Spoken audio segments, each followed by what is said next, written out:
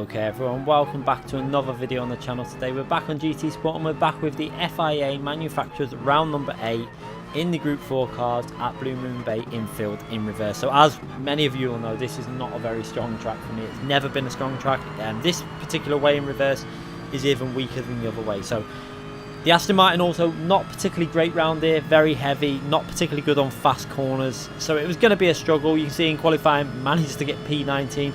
We only had one attempt at both nations and manufacturer, so this was the final race. A lot of other drivers had done quite a good warm-up session for the other races. We went in pretty much quite blind and without any warm-up. We had done no tyre wear testing at all, nothing.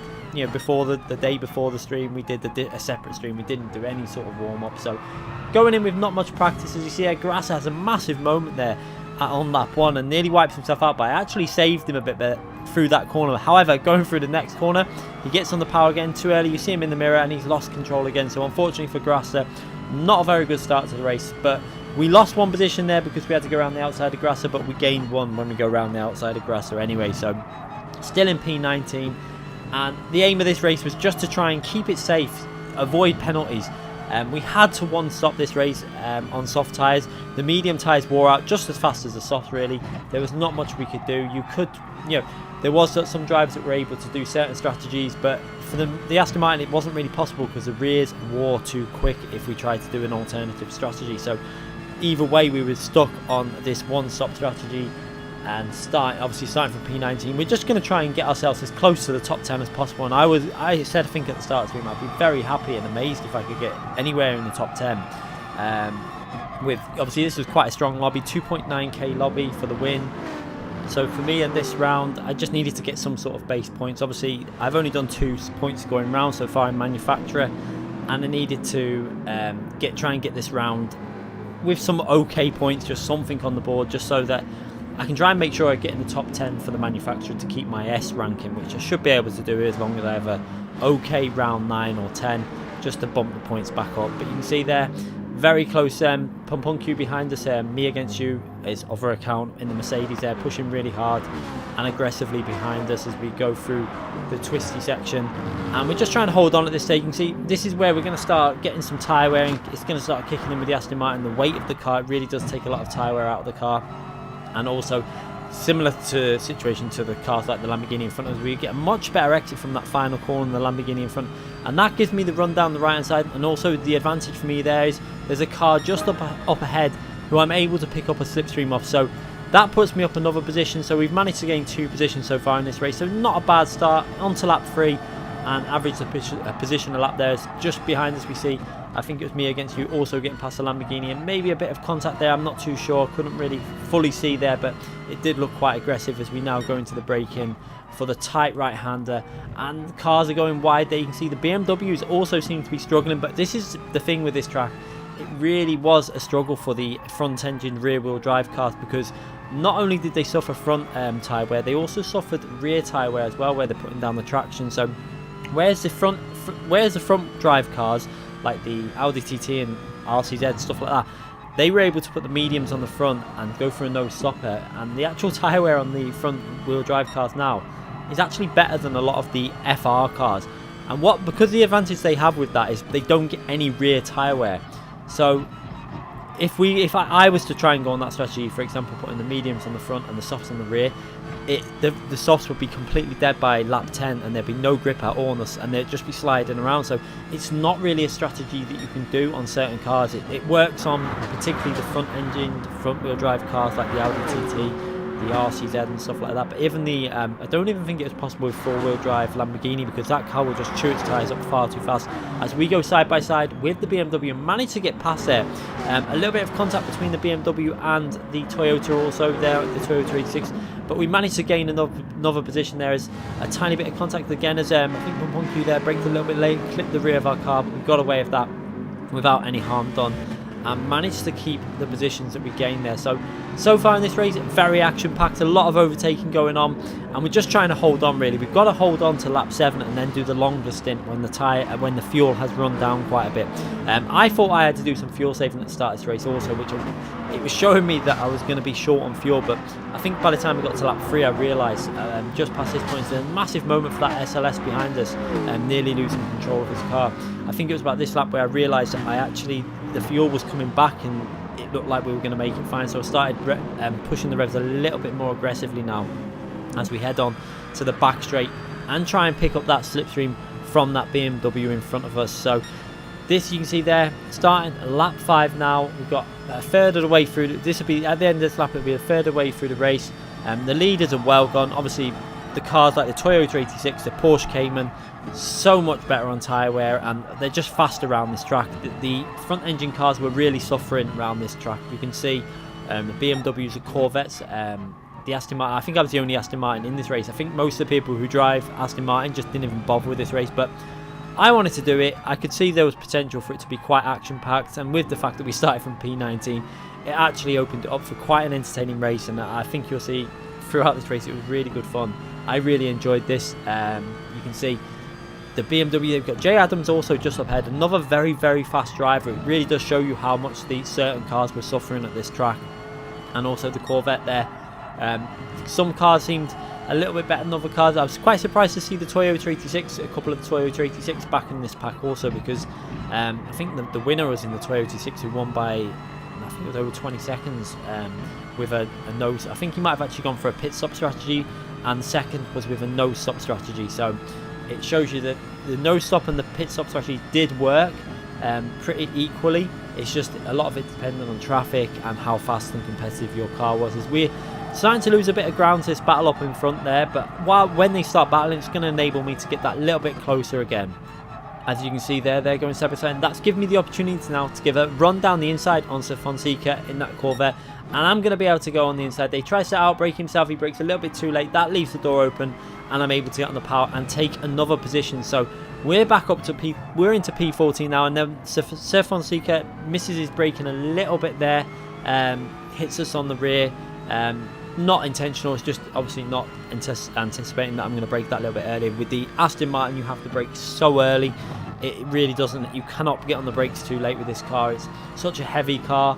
It is probably good at certain tracks, like I would imagine it'd be pretty good at Bathurst and Monza, but majority of tracks this car just suffers on the fast corners. So we're just trying to hold on. You can see P13 in front of us there, taking a much better line for there. You can see how much struggle I'm getting with the understeer through the corners.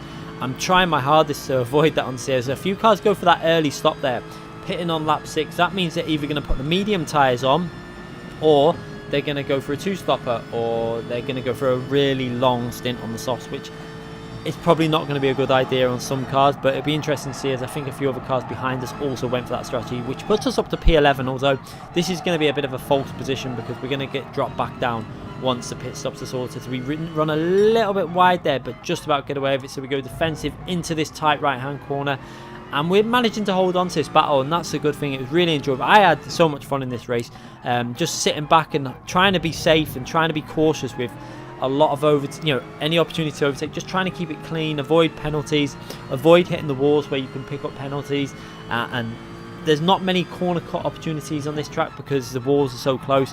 There was only really one, I think, that you can kind of pick up if you take a little bit too much off it, but the Aston Martin was that heavy and that understeering, it was pretty unlikely we were ever going to be able to get that much off of an apex anyway.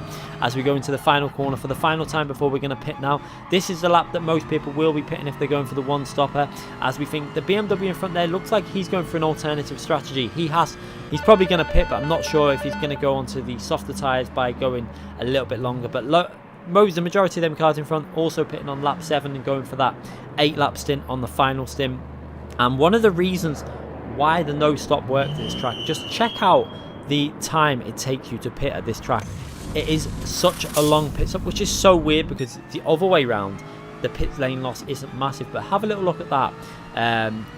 Almost 16 seconds loss in the pit lane, and then the outlap doesn't actually gain you anything. Now the big reason for this is, on the other way round, you're going into the pits at maximum speed, and then you come out the pits right near a braking zone, so you don't lose too much. However, when you reverse this track, you're going into the pits while accelerating, so you're not going in at maximum speed. But then when you're coming out the pits, other cars are traveling at pretty much maximum speed, so the loss is magnified quite a big amount compared to the other way around. So the reverse version of this track actually loses you quite a bit more time in the pit. I think it's about 4 or 5 seconds more in the pits than the normal way round, which is the big reason why the no stopper actually works at this track. I actually timed it and had a little look while we're doing this video, and the pit lane loss was nearly around 17 seconds loss.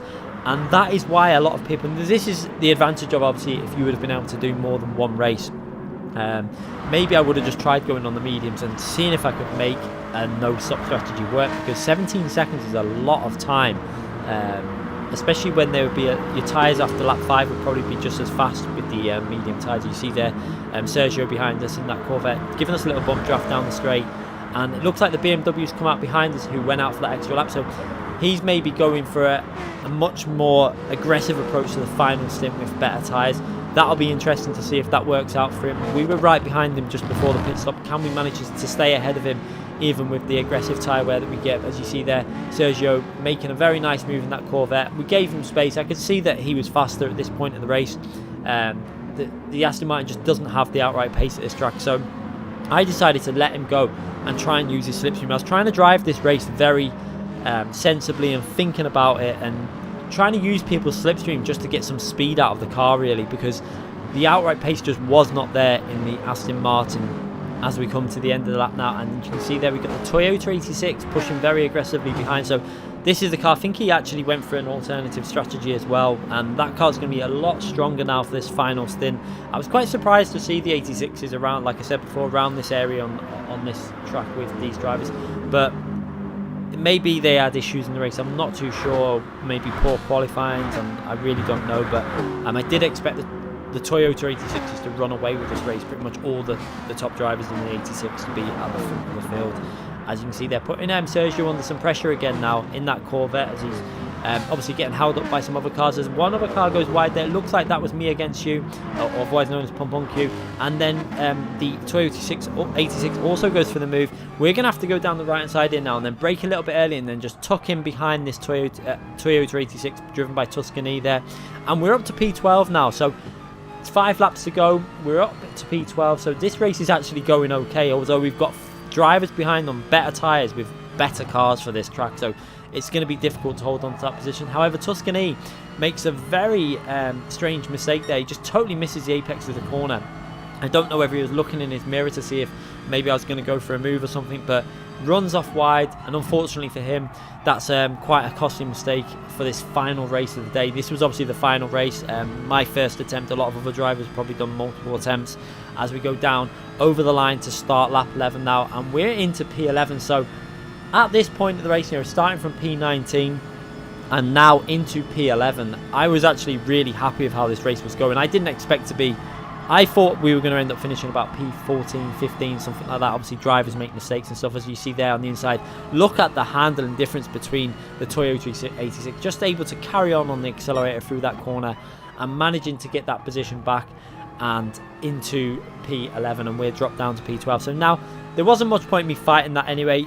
I could have maybe gone more defensive on the inside. However, my race was more with the SLS behind me with that bit, and also the BMW that pitted that lap later. So at this point, I think on the stream I said I'm just going to try and let him through pretty much and just stick in his slipstream for as long as possible. Use that slipstream to my benefit, because there was no point me trying to get back past him, because all that's going to do is cost us both time, and it's just gonna let the other drivers catch me up. So what I knew the best way to do this was to stick behind. If I got really close, I would have just bump drafted him down the straight, because that Toyota 86 is going to be so much stronger through the corners than the Aston Martin. So now you can see the gap there. He pulls away through the corners, but then now, because we're in that slipstream, it's giving me the ability of gaining a few tenths down the straight, and it's keeping the cars behind me just outside that slipstream range. You can see they're a couple of seconds back, and this is good for me. But look at the line difference that you're able to take through there. I just cannot keep this Aston Martin aggressively to the apex, and I lose so much time on the fast corners. Maybe you can see there that Toyota 86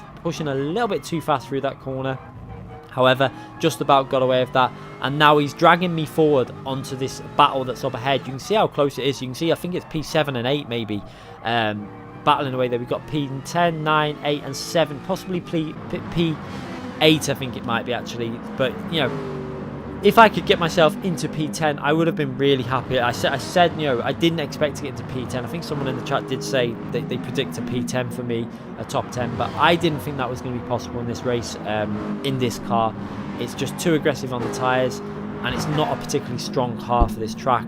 However, so far, everything is going reasonably well. You can see that, look at the understeer through that final corner. We're really struggling to get that car through there, but we are. I was just trying to drive it smooth and trying my best to not take too much life out of the tyres while trying to push reasonably hard to keep the other cars behind. And you can see that the Toyota GTX obviously is going to struggle down straight. You can see the cars battling behind me as well, which is actually a benefit for me because that BMW had a lot more pace. I think he was actually on the medium tyres and he pitted a lap later than everyone else. So he was going to be really good and very strong towards the end of the race as we run a little bit wide there through that right-hand corner and just about get away with that and make the braking point and actually avoid losing control of the car on that hairpin. Obviously, that is one thing. When you do go on the grass, you tend to get a lot of dirt on the tyres, and it's really tricky to not lose the rear end when you're getting on the power through that tight hairpin. However, got away with it that time, and we're just pretty much outside the slipstream now to P11, so we're in a bit of a no man's land now in P12, just on our own, and just trying to keep it nice and calm as we are starting lap 14 as we go through these final corners. So we've only got 2 more laps to hold on to this position of P12, but there's cars up ahead battling. You know, there might be more positions available.